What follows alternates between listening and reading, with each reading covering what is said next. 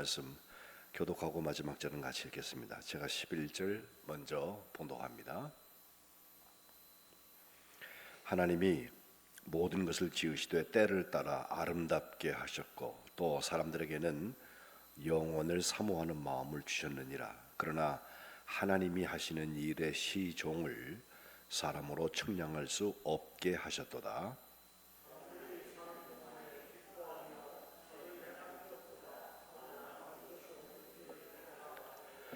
사람마다 먹고 마시는 것과 수고함으로 낙을 누리는 그것이 하나님의 선물인 줄도 또한 알았도다.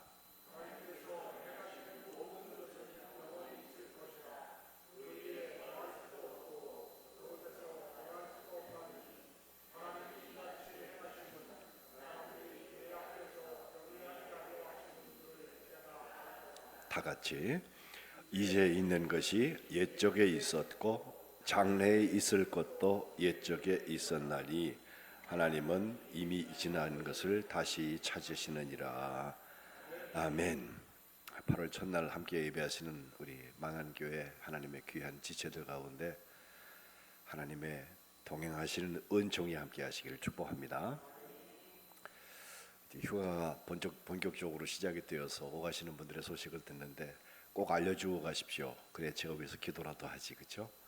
괜히 어디 가셨나, 홍수에 실려가신 거 아닌가 이렇게 생각할 수 있으니까 저 아니면 우리 부목사님한테 꼭 알려주시고 가셔서 잘 다녀오시고 편한 쉼이 되시고 좋은 충전의 기회가 되셨으면 좋겠습니다. 그럼에도 첫날 첫 시간을 여러분 기억하셔서 새벽 하나님께 예배하시는 여러분들, 이 초하루 월삭이라는 말 성경에 나오는데요, 성경에 보면 정말 그것은 하나님 앞에 나팔 불며 축제하며 예배하는 시간이었어요. 사실 초하루는 기도회라기보다는 예배하는 게 맞습니다. 축제, 하나님 이 달도 내게 주셨구나. 그 첫 달이라는 말이요, 새로운 달이란 뜻이에요. 우리 뜨는 달 있잖아요. 그래서 초승달이 시작되면은 사람들이 초승달에서부터 시작해서 상현, 보름, 하현, 금음, 이걸 우리가 한 달이라고 음력으로 생각을 하는데 초승달이 시작될 때 하나님이 새로운 달을 우리에게 주셨구나 이렇게 고백하고 또 감사드렸던 것이 이 월삭 초하루 첫날 예배라고 하는 것인데, 우리 만한교회 그 전통이 있어서 참 좋습니다. 이제 조금 더 우리가 이제 휴가도 지나고 가을이 되면 이 새벽 첫 시간 첫날 드리는 이 예배에 가득 차서 하나님께 영광 돌렸으면 참 좋겠습니다. 저는 이 첫날 혹은 처음이라고 하는 말을 들으면 꼭 나중을 생각합니다. 제가 뭐 성격이 이렇게 청개구리 심보라서 그런 게 아니라 처음에 나중을 생각하고 나중에 또 처음을 생각하는 것이 삶의 지혜라고 생각을 합니다. 이를테면 학교를 다니는데 졸업을 하면요, 졸업한 다음에 무엇을 하는지가 착 연결이 되는 사람들은 참 좋더라고요. 예? 그 경력 단절이 일어나지 않고 졸업한 다음에 바로, 그래서 미리 저 회사에 입사할 사람도 뽑지 않습니까?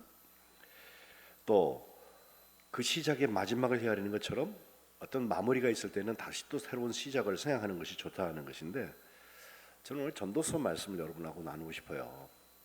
전도서에 보면 시작부터 1장 2절에 여러분 잘 아는 헛되다는 말이 여러 번 나오잖아요. 전도서가 하는 말, 헛되고 헛되며 헛되고 헛되니 모든 것이 헛되도다 하면서 3절에 보면 해 아래서 수고하는 모든 수고가 사람에게 뭐가 유익하냐 이렇게 물어요. 맨 처음에 나오는 이야기거든요. 전도서를 잘못 읽으면 사람들이 이 쓸데없는 세상이로구나, 허무주의라는 거, 결국 뭐 다 없어질 텐데, 다 죽고 말 텐데 이렇게 생각하기가 쉬운데, 전도서는 그런 표현들이 많이 나오긴 하지만 전도서가 얘기하려는 건 결국 그런 게 아닙니다. 덧없이 지나가는 세상을 살면서 우리에게는 하나님의 이정표가 분명히 있다는 거예요. 그저 왔다 거저가는 인생 세상에 없다는 거예요. 그 전도서 3장 오늘 읽었는데 3장에 들어가면은 적시사상, 알맞는 때가 있다, 이게 얘기를 쭉 나오죠. 무슨 때가 있고 무슨 때가 있고 14가지나 나오는데 범사의 기한이 있고 천하만사가 다 때가 있다 하면서 날 때가 있으면 죽을 때가 있다, 심을 때가 있으면 심는 걸 뽑을 때도 있는 거고요, 죽일 때가 있고 치료할 때가 있다. 또 헐 때가 있고 또 세울 때가 있고, 울 때가 있고 웃을 때가 있고, 슬퍼할 때가 있고 춤출 때가 있고, 돌을 던져버릴 때가 있고 돌을 거둘 때가 있고, 안을 때가 있고 아는 일을 멀리할 때가 있다. 찾을 때가 있고 잃을 때가 있다. 지킬 때가 있고 버릴 때가 있고, 찢을 때가 있고 또 꿰맬 때가 있고, 잠잠할 때가 있고 말할 때가 있다. 사랑할 때가 있고 미워할 때가 있고, 전쟁할 때가 있고 평화할 때가 있다. 14가지나 때에 대한 것을 아주 반대로 쭉 얘기를 한 다음에 9절에 보면 다시 한번 그 얘기가 나오는 것이, 일하는 자가 그의 수고로 말미암아 무슨 이익이겠냐. 자, 이렇게 두 가지 때가 계속해서 반복된다고 하면 우리가 뭐 맨날 똑같은 거 하는 거 아니냐, 뭐 이런 얘기예요. 일일이라고 특별한 거 있냔 말이에요. 예? 초하루라고 그래서 하나님께 드린다는 게 무슨 의미가 있냐. 하나님이 우리 인생들에게 노고 땀 흘리고 애쓰는 그 수고를 주셔서 그 애쓰게 하신 건 내가 보았다라고 말하고 있는데, 여기까지만 읽으면 바보입니다. 오늘 11절이 여기에 이어지죠. 헛되다는 게 아니에요. 제일 먼저 11절 오늘 읽은 말씀에 보면, 11절 한번 다 같이 읽을까요? 시작. 하나님이 모든 것을 지으시되 때를 따라 아름답게 하셨고 또 사람들에게는 영혼을 사모하는 마음을 주셨느니라. 그러나 하나님이 하시는 일에 시종을 사람으로 측량할 수 없게 하셨도다. 아멘. 이 모든 것이 하나님이 만드셨다는 데서 시작을 해요. 우리가 성경을 펴면 처음에 창세기 1장에 하나님이 세상을 말씀으로 천지를 창조하신 얘기가 나오잖아요. 6일 동안 일하시고 하나님이 쉬셨는데, 그 날짜별로 요일별로 하시는 일들이 쭉 있어서 하루에 하나님께서 하신 말씀대로 그대로 됐다 하고 한 다음에 꼭 하는 얘기가, 하나님이 보시기에 참 좋았다, 좋았다. 이게 좋은 창조라고 우리가 말을 해요. 여섯 번째 날 사람까지 만드신 다음엔요, 그냥 좋았다 안 그러시고 말씀대로 된 것을 보시고 특별히 하나님 축복하세요. 1장 28절은 그걸 우리가 문화명령이라고 말하는데, 복을 주시면서 하시는 말씀, 내 모양대로 지었다 하면서 생육하고 번성하여서 땅에 충만해라, 땅을 정복해라, 바다의 물고기, 하늘의 새, 땅에 움직이는 모든 생물을 다스려라, 이렇게 축복된 말씀 주시거든요. 그리고 나서 31절에 가면 그냥 좋은 게 아니라 하나님이 그 지으신 모든 것을 보니까 보시기에 심히 좋았더라 그랬어요. 그리고 저녁이 되고 아침이 돼서 여섯째 날이다. 그 다음 일곱째 날 하나님께서 쉬셨습니다. 하나님의 창조의 시작은 때를 따라서 아름답게 하신 것을 여기서 볼 수가 있어요. 심히 보시기에 좋았다는 거예요. 그리고 오늘 다시 11절로 돌아오면, 하나님이 그런 창조를 하신 것과 함께 사람들에게 특별히 하시는 게 있는데, 하나님의 형상대로 지음받았다고 하는 사람들에게는요, 영원을 사모하는 마음을 주셨다는 거예요. 히브리 성경 그대로 직역을 해보면 영원을 마음에다가 집어넣어 주셨다 그렇게 되어 있어요. 예? 사실 여러분 우하지만 하루살이하고 메뚜기하고 개구리하고 친구였대요. 하루는 하루살이가 메뚜기하고 하루 종일 놀다가 저녁이 되니까 이제 뉘엿뉘엿 져가는, 메뚜기가 그래 재밌었는지, 야 하루살이야 내일 우리 만나서 또 놀자 그랬대요. 근데 하루살이가 하는 말이, 내일이 뭔데? 그러니까 하루살이지 그게, 그죠? 그 하루살이를, 친구를 잃어버린 메뚜기가 다른 친구를 찾은 게 바로 개구리예요. 개구리하고 또 신나게 놀았어요. 한철 잘 놀았어요. 자고 일어나도 또 와요 걔는. 예? 근데 개구리가 가을이 되니까요, 점점점 추워지기 시작을 하니까 메뚜기한테 그래요. 메뚜기야 우리 내년에 만나자. 메뚜기는 내년을 모르거든요. 하루살이보다 메뚜기가 나은 것 같지만 개구리가 볼 때는 메뚜기는 한심한 거예요. 사람들이 하나님이 우리에게 영원을 사모하는 마음을 안 주셨으면 우리의 시간이 그냥 있다가 없어지는 거예요. 결국 그게 좀 길면 100년, 좀 짧으면 그거보다 짧게. 그게 허무하잖아요. 그런데 우리가 단 열흘을 지금부터 살아도 우리 마음속에 영혼을 사모하는 마음 하나님께 주셨다면 그 시간은 영혼에 잇대어 사는 것입니다. 그 영원한 생명을 주시려고 예수님께서 십자가에서 죽으신 거잖아요. 누구든지 저를 믿는 자마다 멸망치 않고 영생을 얻게 하려 하십니다. 그 영원은 사실 우리에게 시간 개념으로 다 잘 들어와 있지 않습니다. 그 영혼은 과거에도 영혼이 있고요, 미래에도 영혼이 있어요. 과거로도 끝까지 계속 가면요, 더 끝까지 가는 과거가 있고, 미래로도 다음 하면 더 끝에 다음이 또 있는 거예요. 그래서 사람에게는 실제로 영혼이라는 시제는 없습니다. 그러나 그 영혼을 사모하는 마음 하나님께서 우리에게 주셨다는 거예요. 그리고 더 감사한 것은 하나님께서 그 일의 시작과 끝, 이것을 사람이 측량할 수 없게 하셨다는 게 복음이에요. 그것 측량할 수 있게 되면요, 사람들은 교만해져요.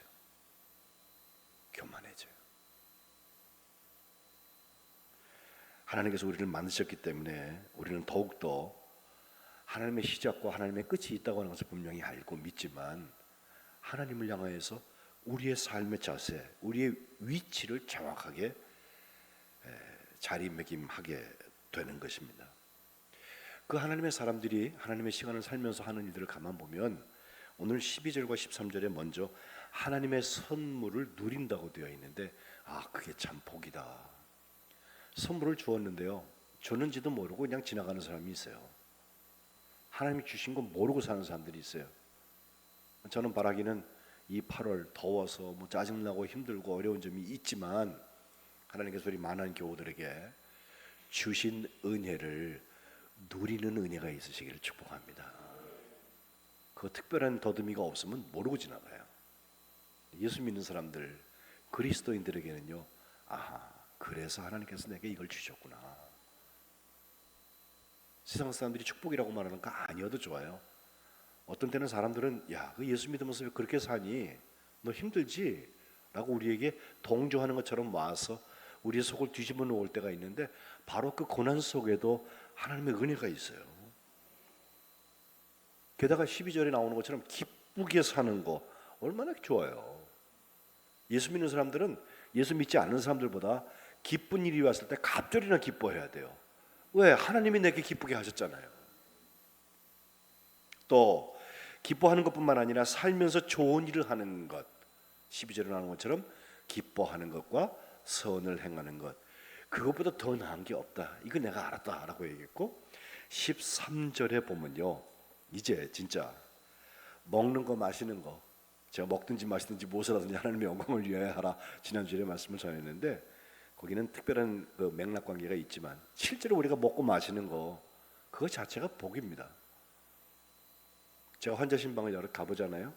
어느 때가 되면 사람이 먹지 않고 마시지 못하는 때가 와요. 갈 때가 됐구나, 우리 그렇게 생각을 해요. 의사들이 금방 압니다. 그걸. 예? 먹고 마시는 게 정말 감사한 일이에요. 그리고 수고함으로 낙을 누리는 그것은, 그거 봤다, 앞에 2번이나 나왔던 얘기잖아요. 수고하는 거, 그거 세상에 정말 무슨 이익이 있겠냐, 무슨 유익이 또 있겠냐라고 말했는데, 여기 13절에 보니까 수고함으로 낙을 누리는 그것이 하나님의 선물이라고 하는 것을 우리가 알았다는 거예요. 땀 흘릴 때 감사할 일이에요. 세번역에는 사람이 먹을 수 있고 마실 수 있고 하는 일에 만족을 누릴 수 있다면 이것이야말로 하나님께서 주신 은총이다 라고 번역했어요. 참 좋은 번역이라고 생각해요.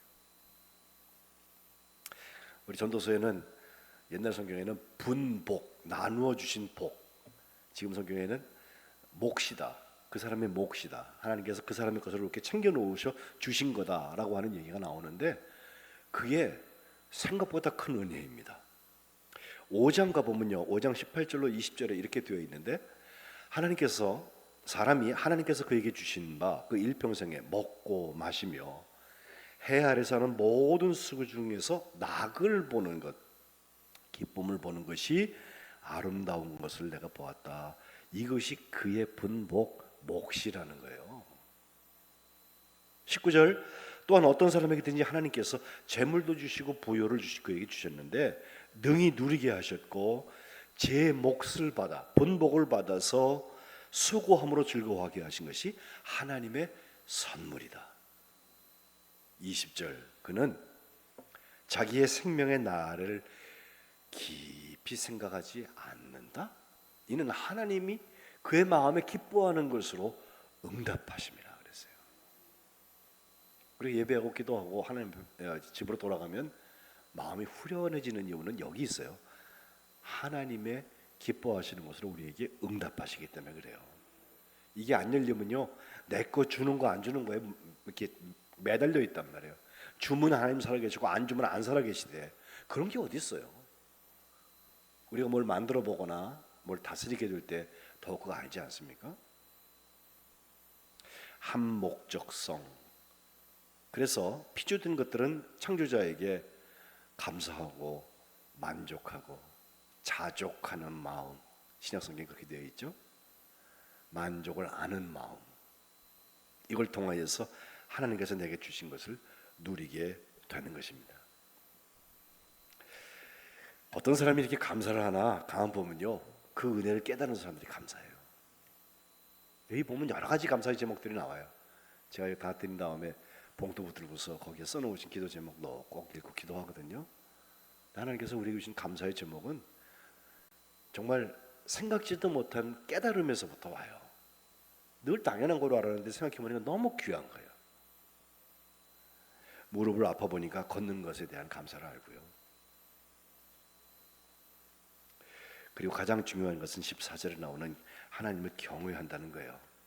자, 영혼을 사모하는 사람들은요, 그 영혼을 만드신 하나님을 두려워하게 됩니다. 이유는 우리는 영혼의 사람이 아니기 때문에 그래요. 14절, 하나님께서 행하시는 모든 것은 영원히 있다라고 하면서 그 위에다 뭘 더할 수도 없고 거기서 뭘 뺄 수도 없다. 하나님께서 이같이 하는 것은 사람들이 하나님 앞에서 경외, 하나님을 두려워할 줄 알고 하나님을 존경할 줄 알게 하려 하심인 것을 내가 알았다는 거예요.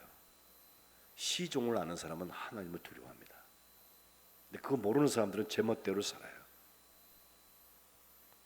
어떤 사람은 이걸 뭐 윤회설이냐, 계속 도는 거냐라고 하는 데서부터 얘기를 하는 사람이 있는데, 저는 윤회하고 성경이 말하는 건 전혀 다르다고 생각해요. 또 변방의 노인 세옹지마라는 거 있죠. 그 집에 좋은 일인 줄 알았더니 나쁜 일이 되고, 나쁜 일인 줄 알았더니 좋은 일이 되고, 계속 일어난 일을 보고서 세옹지마라는 고사성어를 쓰는데, 우리는 좋았다 나빴다를 반복하는 그런 인생을 사는 사람들이 아니에요. 하나님께서 계획하신 일이 있고 오늘 나와 하시려는 일이 있고 그것 때문에 하나님을 두려워하는 사람, 그게 시종, 처음과 나중을 아는 사람이에요. 그 사람은 뭐 된다고 자고하지 않습니다. 하나님이 하신 건데 왜 그래요? 또 조금 부족하다고 낙심하지 않습니다. 하나님께서 이걸 주실 때에는 반드시 나를 정말 잘 연단하셔서 더 귀하게 쓰시려고 하는 거구나 하는 소망이 있기 때문에 그래요. 그리고 결국은 하나님께서 기뻐하시는 열매를 맺게 될 것입니다. 유대에 전해지는 이야기 하나 하고서 기도하려고 그래요. 엘리야 선지자에 대한 이야기인데요. 쉬무엘이라는 사람, 유대인이 있었는데 이 사람이 정말 하나님을 경외하는 사람이에요. 그래서 하나님을 잘 섬겼는데 자기가 살면서 겪어보니까 너무 부조리가 많아. 그래서 머릿속에 왜 그렇게 됐지? 어떻게 그럴 수가 있지? 이런 질문으로 가득 차기 시작을 했어요. 그러니까 어느 날 그가 들판을 쭉 걸어가면서 유대인들은 엘리야 그러면 정말 능력의 선지자고 죽음을 보지 않고 하나님 나라 간 사람, 아유 얼마나 좋아요. 그 엘리야가 좀 나타나서 나한테 이것에 대한 대답을 줬으면 하는 생각을 하고 있는데 진짜 길 가다가 엘리야를 만난대요. 그 엘리야한테 나는 이런 질문이 있어요. 그럼 막 물어보았더니 엘리야가 아무 대답도 안 하더래요. 실망했지만 엘리야를 붙잡고 말합니다. 지금부터 엘리야 당신을 쫓아가겠다고. 그러다 보면 내가 알게 될 거 아니냐 그랬더니 엘리야가 이렇게 말해요. 만약 당신이 나하고 동행한다면 내가 하는 행동에 대해서 훨씬 더 질문이 많아질 텐데, 그러거나 말거나 나는 따라가겠다고 쫓아가기 시작을 합니다. 그날 날이 저물면서 그들이 도착한 집이 하나 있는데 아주 가난한 농부의 집에 도착을 해요. 거기서 하룻밤 묵게 되었는데 그 가난한 부부가 보니까요, 가지고 있는 재산이라고 하는 건 농사할 수 있는 소 한 마리 딱 있는데 그 부부가 얼마나 정성스럽게 대접을 하는지 너무너무 고마운 거예요. 그날 밤을 저녁을 잘 먹고 자고 그 다음날 거기서 떠나게 됐는데, 떠나려고 그러는 그 시간에 보니까 갑자기 그 한 마리밖에 없는 소가 죽어요. 그런데 엘리야가 돌아본 척도 안 해. 나 같으면 살려줄 것 같아. 근데 살려주지도 않고 그냥 휙 떠나버립니다. 아이, 시므엘 같이 가는 사람이 엘리야가 왜 저렇게 할까? 능력의 선지자인데. 또 하루를 쭉 갔는데 저녁쯤 돼서 이번에는 굉장히 큰 부잣집에 들어가게 됩니다. 하룻밤을 머물게 됐는데 그 부자는요 정말 인색한 사람이에요. 빵 한 조각 대접하지 않고 거기서 잠이나 자든지 말든지 마음대로 하라고 내버려 두는 거예요. 배를 꼴쫄 굶으면서 그날 밤을 그대로 지냈는데, 아침에 그 집을 떠나게 되는데 집을 나서려고 그때 그 집 앞마당에 있는 큰 나무가 그냥 뻥 쓰러지는 거예요. 근데 엘리야가요 그 나무를 보자마자 벌쩍 일으켜가지고 다 세워서 잘 묻어줍니다. 슈멜은 이번에도 이해가 되지 않습니다. 선지자한테 물어봐요. 아니 선지자요, 저 착한 가난한 사람의 손은 죽도록 그냥 내버려 두고 하고 우리한테 이렇게 박대하는 이 부자한테는 좋은 일을 하고 하십니까? 엘리야가 아무 대답을 안 해요. 그날 그들은 어느 회당에 들어가게 됩니다. 그 회당 안에 있는 의자가 정말 의리의리하게 좋은 의자로, 부자, 속된 말로 부자 교회야, 부자 교회. 예? 모든 사람이 그 자리에 다 앉아 있는데 여행객을 이렇게 보기만 하고 누구 하나 자리 내주는 사람도 없어요. 아주 차가워요. 저녁 초대하는 사람도 없었습니다. 그 두 사람은 그 회당에서 밤을 새고 이튿날 떠나게 되는데, 엘리야가 회당문 입구에서 그 사람들을 향하여서 하는 말, 너희는 모두 지도자가 되어라, 지도자가 되어라, 이렇게 축복하고 떠납니다. 그리고 그 다음날 저녁에는 아주 작은 공동체, 뭐 개척교회 같은 그런 데 가게 되는데, 그 공동체 사람들은 더 가난하고 자기들 먹을 것도 제대로 없어 보이는 사람들인데도 불구하고 둘을 너무 친절하게 맞아주고 대접을 합니다. 그날 잘 지내고 떠나는 엘리야가 그 다음날 공동체 사람들을 향해서 너희 지도자는 오직 한 사람뿐이다 라고 이렇게 말하고 가요. 이 슈무엘이 이것도 이해가 안 가는 거예요. 아니 아무리 부자라도 그렇지 부자 교회 가가지고서는 다 지도자가 되라고 축복을 하고요. 그리고 가난한 교회 가갖고 지도자는 한 분밖에 없다고, 다 따라가야 된다고 이렇게 말했다는 거예요. 그런데 그날 엘리야가 이 네 가지 사건 다 설명을 해줍니다. 슈무엘, 자네가 내가 하는 행동을 이상하게 생각했지? 잘 들어봐. 첫 번째, 그 가난한 농부, 우리를 잘 대접해줬던 그 농부네 집에 가서는 그 소가 죽은 것 때문에 당신 마음에 왜 그러냐, 어떻게 그럴 수가 있냐, 왜 살려주지 않았냐 그렇게 생각했지? 사실은 그날 그 집의 농부의 아내가 죽게 되어 있던 거야. 그래서 그 전날 내가 하나님한테 간절히 요청을 했더니 하나님께서 부인 대신에 소를 데려가신 거야. 다음날 욕심쟁이 부잣집에 들어갔을 때 그 집에 마당에 쓰러진 그 나무 내가 세워준 거 기억하지? 왜 그런지 알아? 그 나무 뿌리 밑에 황금 덩어리가 있었어. 다시 나무를 세워놔가지고 욕심쟁이 부자가 그것을 발견하지 못하도록 내가 해놓은 거야. 우리를 박대한 부자교회 그 사람들한테 모두 지도자가 되라고 축복한 것 같지? 아니야. 사실 그건 저주에 가까워. 왜? 모든 사람이 다 지도자가 되면 의견이 통일이 되지 않아서 맨날 싸울 거야, 그 사람들. 마지막으로 가난한 공동체 사람들을 위하여서 너희들은 한 사람의 지도자가 되라고, 그 밑에 따라가라고 한 것은 현명한 한 사람의 지도자가 나와서 그 공동체를 잘 인도해서 그들이 잘 될 것을 내가 축복한 거야 라고 말하는 거예요. 그러면서 하는 말, 내 친구요, 사악한 사람이 잘 되는 거 보거든 그게 끝이 아니라는 걸 기억하라고. 그것은 오히려 그에게 불행한 일의 시작이 될 수 있다는 것을 마음에 기억해 두게나.